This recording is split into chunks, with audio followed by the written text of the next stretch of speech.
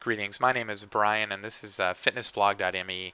And I'm working on getting a video camera, but I just kind of want to have a conversation with you to tell you about this website and to hopefully inspire folks to get started. Um, a little backdrop: I have struggled with weight loss off and on for quite some time. Here's a photo of me at 330 pounds. I was doing some wedding videography there, or video game review stuff or something, and there's a photo that one of my friends took of me, and then here's a photo at 228 pounds. Kind of lost a little weight there. What kind of inspired the website here is a friend of mine went ahead and shot an impromptu video of me just talking about the weight loss. I think I got down to I think it was about 218 pounds, 220 pounds in this one. And you can check that video out later in the documentary. And she was like, wow, this is amazing. You have to share this with other people. So I plan to redo that video. I'm chewing gum. She's asking me questions. In post-production, I've got a lot of video and photos and stuff that look pretty cool. And maybe folks that, disbelieve something that looks too polished might actually appreciate how unpolished this video is. So recently, I've thought about what helped me to kind of get where I am over the course of the last 3 years or so.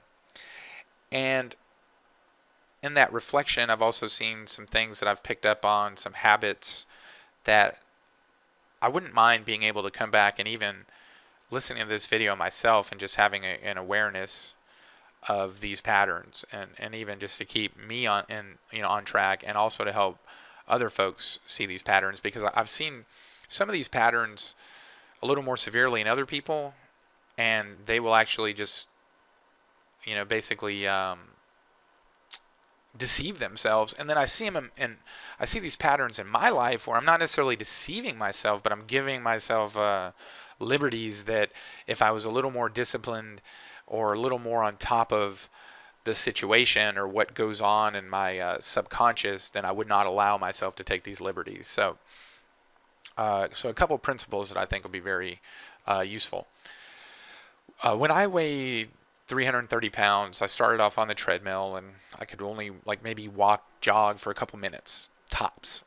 Then as time went on, that couple minutes would be a few minutes, and then years later, even when I was running, I think I got to running a mile at I think on the treadmill, a 9-minute mile, which there's a lot of runners out there that's not that big of a deal. But to go from literally only being able to go for a couple minutes on an elliptical all the way up to running on a treadmill, for me, was a huge feat. So, and I realize we're all at different stages in life, and my accomplishments may not be the same as yours, but so then let's fast forward a little bit, and I started playing hockey. And I remember playing hockey, the first time I was about 280 pounds or so, and putting the gear on, and it's already kind of a not painful, but it's annoying to put this gear on, even today when I'm in much better shape. But I'm starting to build an endurance up to it. But then it was really tough, and I was winded just putting the gear on, and it weighed all this weight, 30, 40 pounds, whatever. I get out there, and skating was fun, but it's just, at that point in time, it was so tough to get this gear on that I kind of let it fall to the waysides. And I kept telling a buddy of mine, one of my goals was, when I get in better shape, I'm going to play hockey, because I just remembered how tough it was to put the gear on, but how fun it was to play hockey. And one day he came to me and he goes, you're in better shape, we're going to go play hockey. And so Brett and I went and joined the I League and started playing hockey, and I kind of could skate a little bit, but not well. So I'm skating around, and I'm trying to hit the puck, and man, the puck was so far away, I'm like, I'll never be able to hit that puck. And, fast forward a little bit, took a couple clinics, just stuck with it. Eventually, I made a goal. I could connect with the puck. I could skate a little better. And what that showed me was, no matter what I do, if I just do a little each day, and if I sit back, that eventually moderate interest can evolve into something else. So that helped me a lot when my buddy Terrence and I, one of my personal trainers, we started doing P90X. And, I'm not saying that we're in the shape to do this, right? But we first started doing this for a while, and we would just pick little pieces of the exercise and just do what we could do. And, you know, after the first, I guess, revelation of the video series, I went from doing like one pull up to 5 or 6.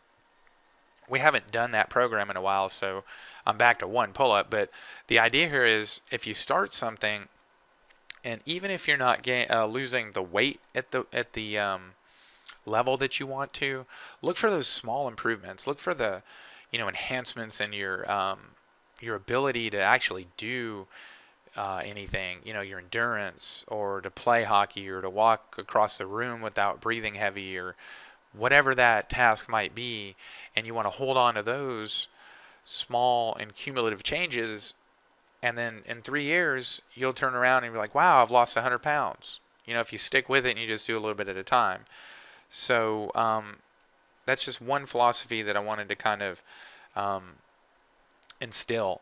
The other one that really, I think, helped me in my journey is working out at lunch. If you have a gym or a stairwell or a walking partner or something that you can do on your lunch break, I think that pound for pound, this is one of the best things you can do, because look, bottom line is input versus output, right?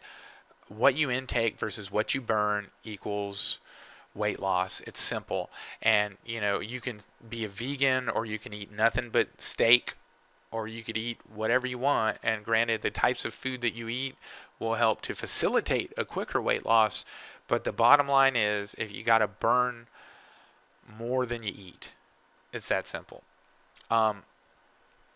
So in the midst of doing that, I found that working out at lunch helps a lot, because it eliminates me going to lunch with coworkers, which it's great. Love my coworkers.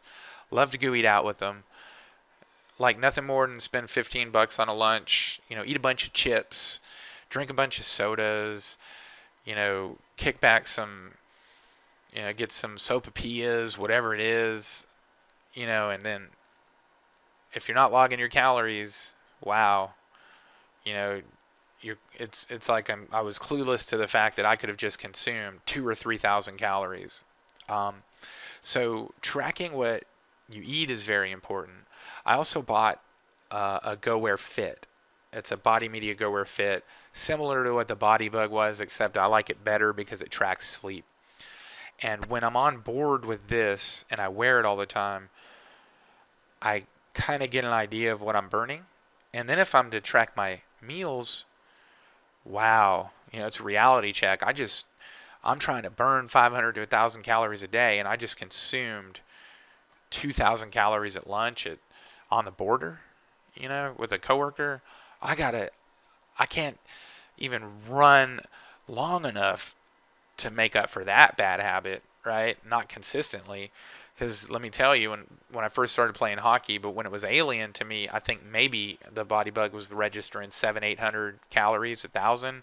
Well, as soon as my body got accustomed to the skating, I tell you what, that dropped down to maybe 700 calories an hour and a half. So it's just not possible to recoup from eating like that consistently. So working out at lunch does two things. It really does three things. You can save money.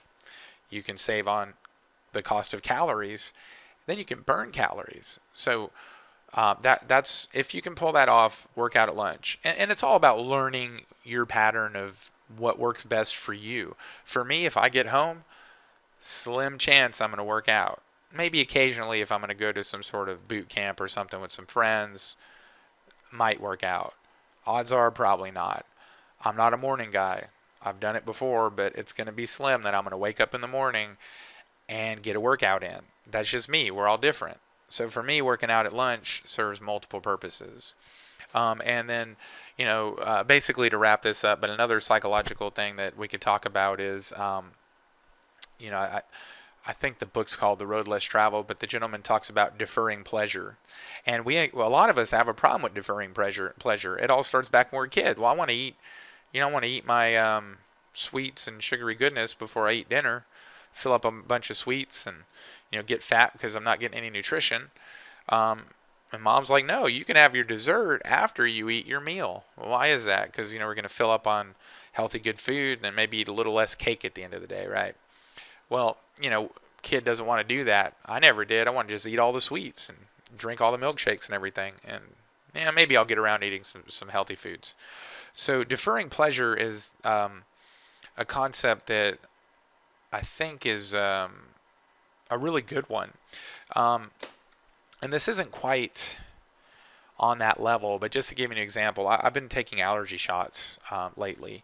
And, in hockey, my left leg and left arm's my weak side, right? I'm right-handed. My right leg, my right arm's my strong side. So naturally, when I go to give myself this allergy shot with my left arm, it's not going to be as easy as the right arm.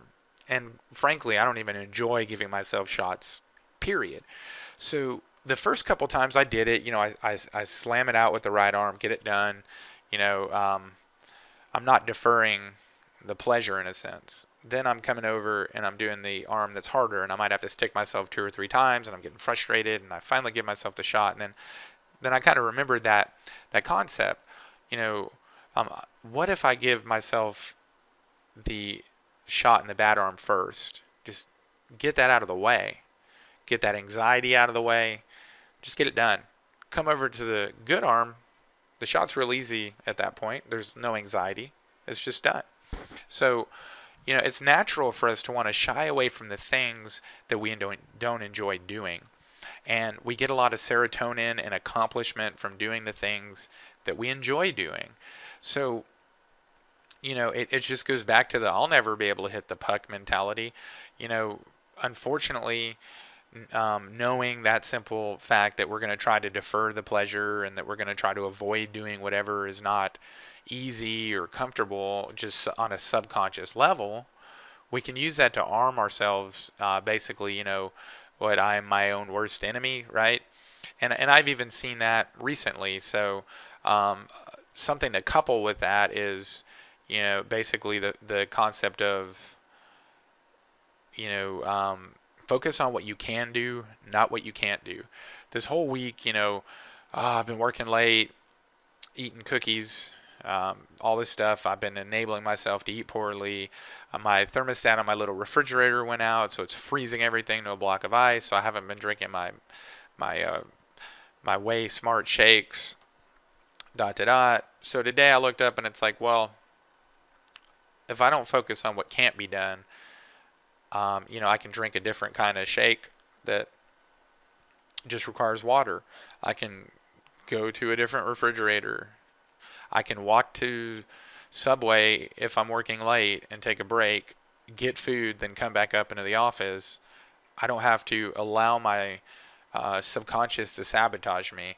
I can defer this pleasure, and then I can see the growth that I need to see. And,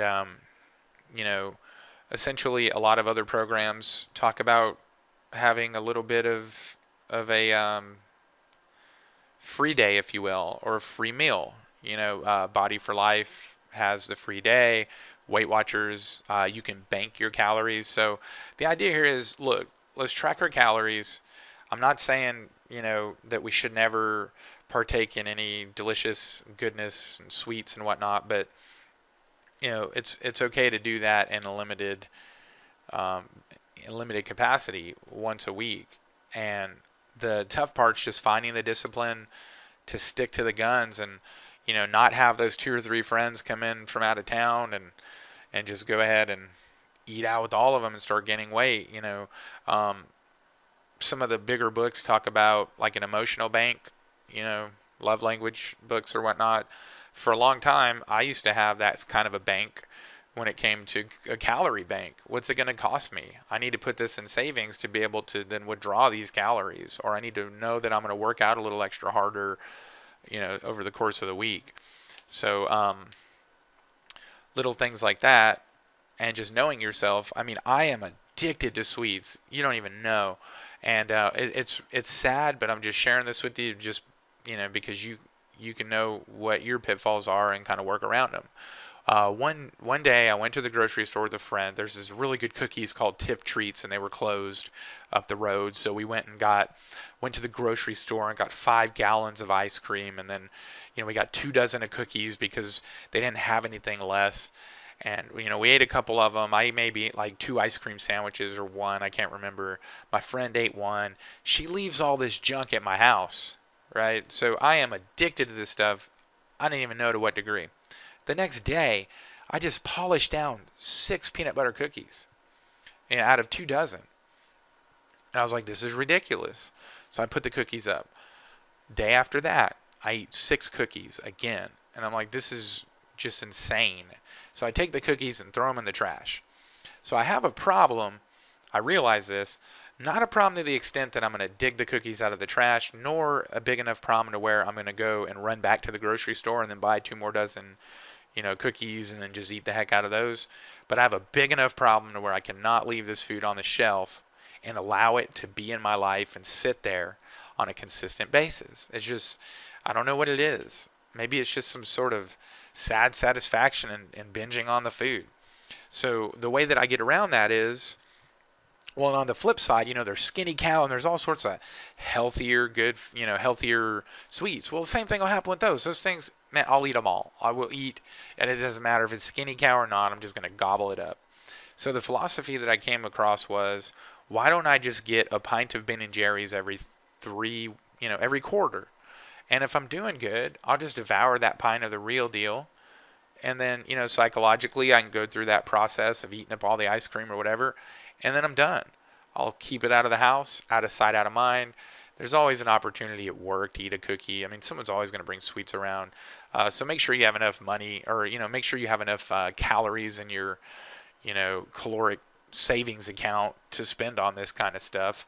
But, just come up with a strategy. If you look at, your patterns, it won't take you long to know who you are, especially if you're just honest with yourself and you try not to deceive yourself. I mean, there's so many ways for us to do that, but honestly, it only, it's just a detriment to yourself at the end of the day, because everyone else in your life is going to see that you're lying to them about whatever it may be. If I was to sit and tell you guys, oh, I'm so frustrated, I've gained 20 pounds and I'm working out and I'm doing everything I can, and I don't know what's going on. I mean, I would be lying to you. I'd be lying to me. I couldn't course correct at that point.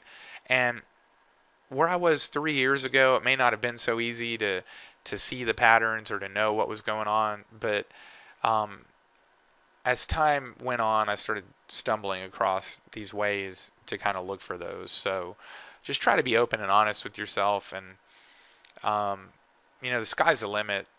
And I know that for those of you out there who are 100 plus pounds overweight, I know for a fact that you can make positive changes in your life. And, hey, I mean, I don't have the beach body yet. I'm not ripped, but I look a hell of a lot better and I can do a lot more things than I could have done when I was 100 plus pounds overweight. So set your goal for whatever you want it to be. If you want to have the six-pack, go for it. If you just want to be healthier and walk across the room, go for it.